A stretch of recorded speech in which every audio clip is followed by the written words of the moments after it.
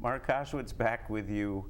I'm very happy now in the studio to have with me a very talented group of musicians, the Solera Quartet.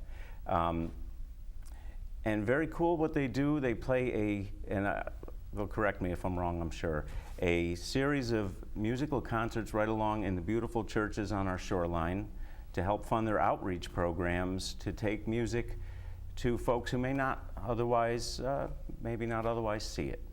So I'll let them talk a little more about it. But I'm joined directly to my right is founder and artistic director Molly Carr.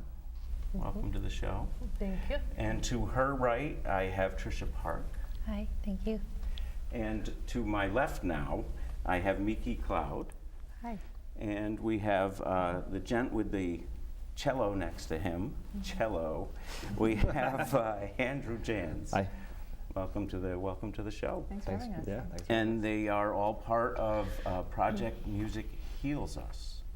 Mm-hmm. And maybe Molly, if you could start, maybe just give our folks a little idea on exactly what it is you guys are doing, besides driving up and down the highway in the dark here. Thanks for coming. Yeah, well, actually, to start, I'd like to give a little background about how the nonprofit Project Music Heals Us came about. About 4 years ago, I shattered a glass bowl into my left hand, and I ended up with little tiny pieces in what is called the second finger for a string player, and exactly the spot that I couldn't play. And so I had about 3 months where I didn't know if I would be able to play my instrument again, and so I decided, well, maybe I should try my hand at some other type of career. And so I decided to take a nursing aid course with the American Red Cross in Hamden, Connecticut. And part of that course was a residency in Arden House in Hamden, and where we had the opportunity to care hands-on for the patients there. During that residency, I fell in love with one of the patients, and upon the final day of the residency, I promised her that if I could play again, I would bring my musical friends back and play for her in her room. And so, zoom forward 6 months, Project Music Heals Us had its first concert in her bedroom. And zoom forward 4 years, and it's now an official nonprofit, and we've played just under 100 free concerts in nursing homes, homeless shelters, hospice care facilities, retirement homes, and most recently, prisons. And this group that you see sitting in front of you now is, again, the Solera Quartet, and this is the quartet in residence for Project Music Heals Us. I'm the violist of this quartet as well as the artistic director for Project Music Heals Us, so it was a perfect fit for both groups. So this quartet actually is the quartet that goes into prisons throughout Connecticut, New York, and California, and performs free concerts for inmates. Sorry, I should mention, so I'm the artistic director of Project Music Heals Us. Project Music Heals Us.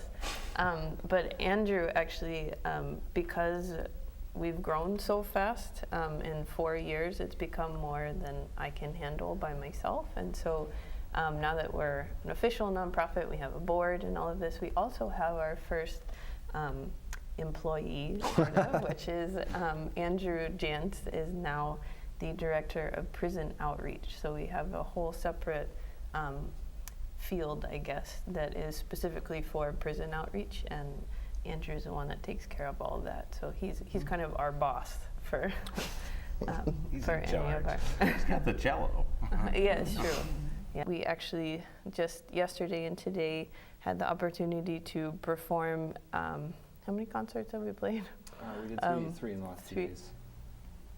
Three concerts in the last 2 days in McDougall Walker Correctional Facility, and also Danbury Federal Institution, and it's been an incredible experience.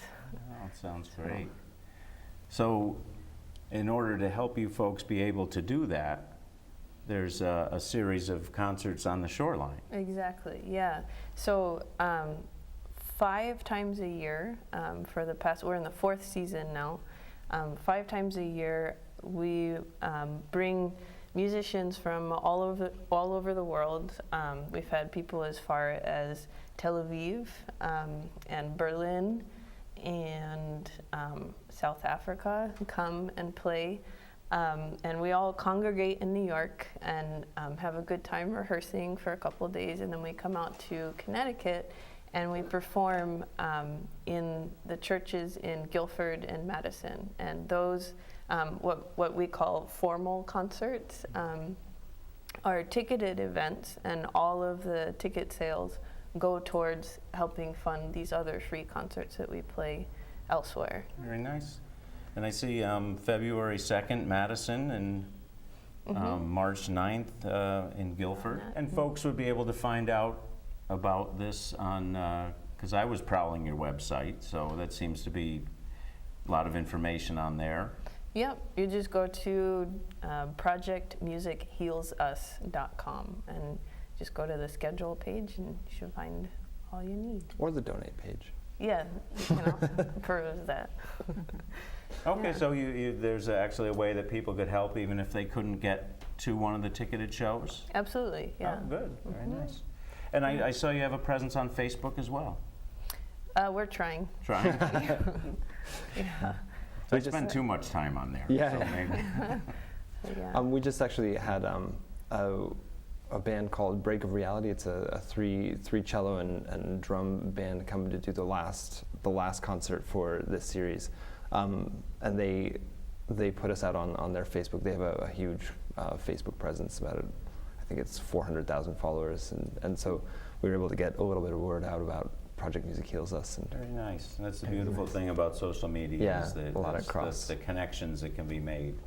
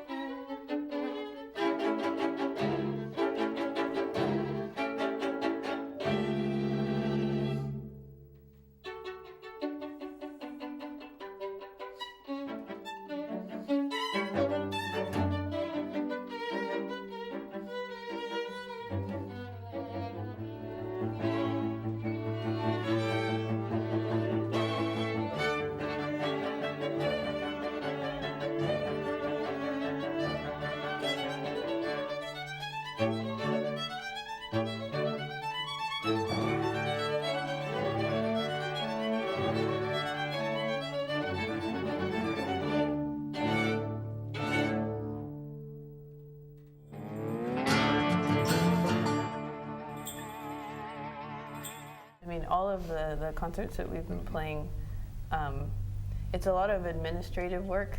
We're discovering to like pull together all these different concerts and people and rehearsals and all, different locations and things. But it's always such an incredibly rewarding experience when you finally sit down and play the music, because we just every time we perform in all of these facilities, the reactions that we get and the feedback that we get from the music that's played is just it just makes us want to go back and work harder. Mm-hmm. So yeah, we had for example last year it was our very first concert, right? Yeah, very first concert in a correctional facility. And so we had not been in a facility of that kind before to perform. At least I hadn't. I don't think any of us had at that point. Have you played in a? That was the highest security prison we'd been. We were finally in a maximum security prison. We'd played at a slightly lower security, but the feel of the maximum security obviously has there's something about going through 3 doors and then they close behind you and then you're in these stark walls and everything is regimented and even though you're leaving in 3 hours, you still have that feel. So it was a very new experience for us, and I'll let Tricia. And we had gotten up very, very early, which is pretty common because they're very scheduled and regimented, as Andrew mentioned. So it actually takes quite a lot of doing and a lot of support on both sides in order to facilitate us going into these facilities at all. So I think we left New York at maybe 4 in the morning, something like that, for like a 7 o'clock show. We usually play at 7 o'clock at night. We're usually not even awake then, certainly not ready to play. But in any case, so that combined with the sort of baseline nervousness, we didn't know what to expect, both in terms of all the security that we had to go through and the folks that we were going to be playing for. We wanted to be really respectful, but it was our first time, and so we were playing selections of different pieces, and we played a movement of a Haydn quartet that was not terribly complicated, and it was all on me. It was my fault. And we started, and it was a total train wreck. We just went crash, and everything came to a screeching halt. And dear Miki, stood up and said, "Okay, full confession, like, that was terrible. We need to start again." And I said, "I'm really sorry, but I'm very nervous to be playing for you guys, and it's early in the morning." You would have thought every gentleman in that room was like our mother. They were like, "Oh, you're nervous? You go, girl, honey, you just do your thing." And they were on our side, and it was from then on that it's rewarding no matter what, but we found time and again that as unique as each performance experience has been, it's been this kind of connection that I think we really weren't expecting. It's been really wonderful for us. So. We won actually at the same facility, actually the same concert, I think.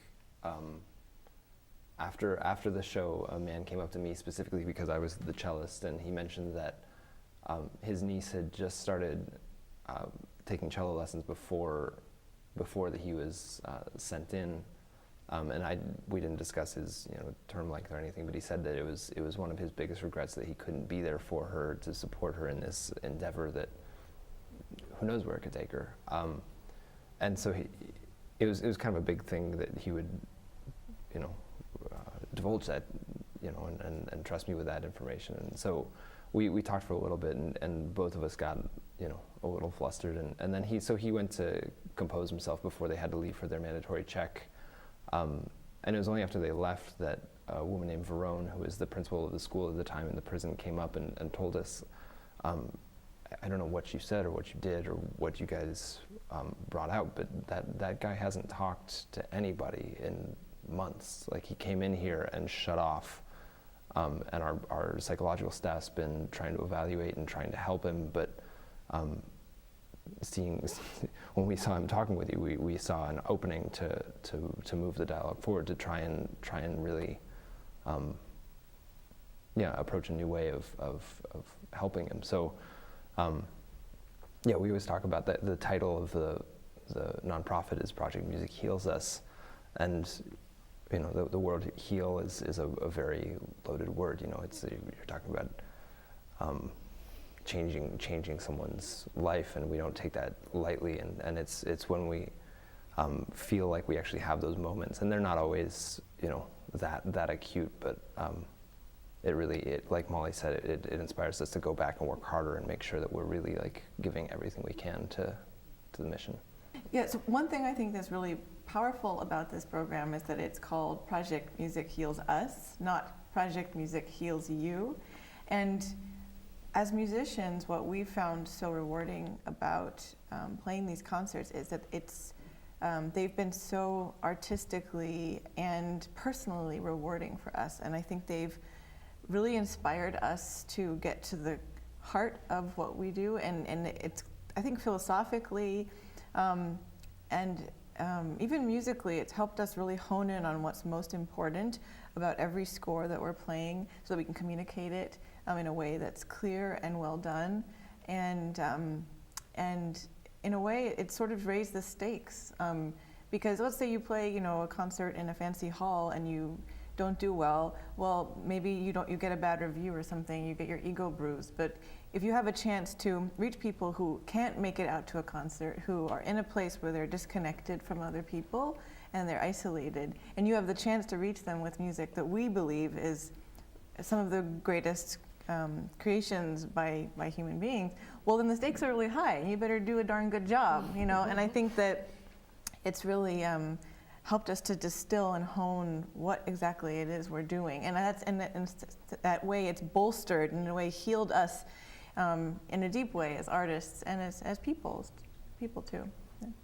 It's wonderful. For that. Well, I just want to thank you all for doing what you do, because I think that it's a wonderful thing, because music does heal us. It does, yeah. Mm-hmm.